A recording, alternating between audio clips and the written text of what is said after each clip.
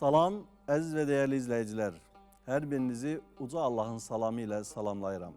Rəbbimizin rəhməti, bərəkəti, ümmət-i Muhammedin və siz dəyərli izləyicilərimizin üzərinə olsun. Əziz izləyicilər, mübarək Ramazan ayının içərisindəyik. Rəhmətin bol-bol üzərimizə yağdığı bir ay.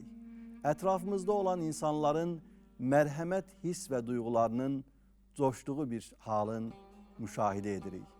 Əziz izləyicilər, Mədinədə Allah Rəsulunun sallallahu aleyhi və alihi və səlləmin səhabələrindən muhacir olanlar ənsardan Allah Rəsuluna şikayət etdilər. Kim idi muhacir, kim idi ənsar?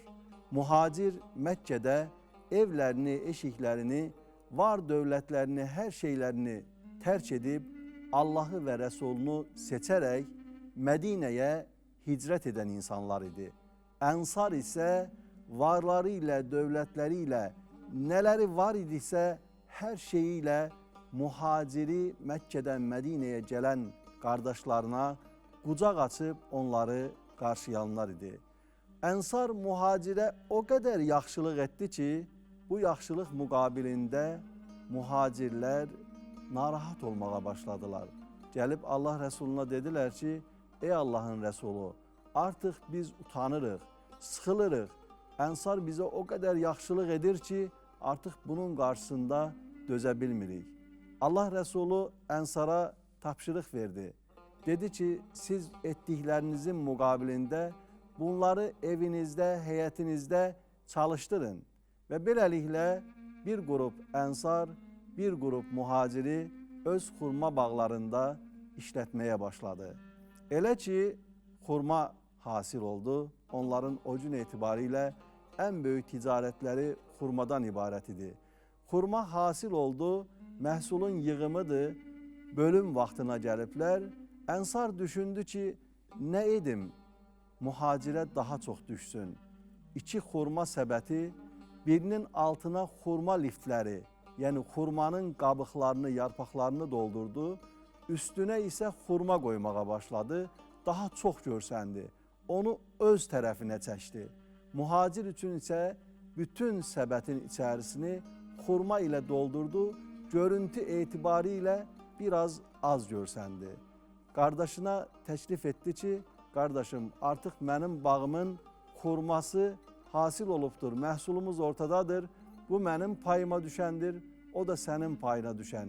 Hansını seçirsənsə seç, götürə bilərsən. Muhacir az görsənəni götürdü və ənsar səcdəyə getdi. Allahım, sənə həmd olsun ki, istədiyimə nail oldum.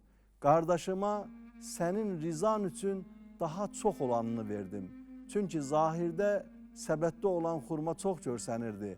Amma həmin çox görsənən xurmanın altında isə yarpaqlar və xurma lifləri var idi. Əziz və dəyərli qardaş və bacılarım, bu halı düşünmək nə qədər çətindir? Yaxud ənsar olmaq nə qədər çətindir? Onlar nə üçün belə edirdilər? Onlar çox ağıllı insanlar idi. Çünki etdiklərini yalnız və yalnız Allahın rizasını qazanmaq üçün edirdilər. Dünyada yaşayar, amma dünyanın fani bir yer, müvəqqəti bir yer olduğunun şuurunda idilər.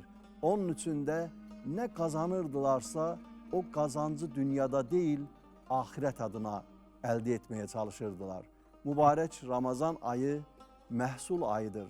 Mübarək Ramazan ayı məhsulun yığımı ayıdır.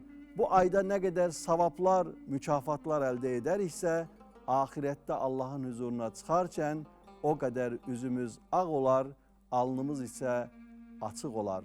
Ənsar olmaq ümidi ilə, onlara bənzəmək ümidi ilə Allaha əmanət olun.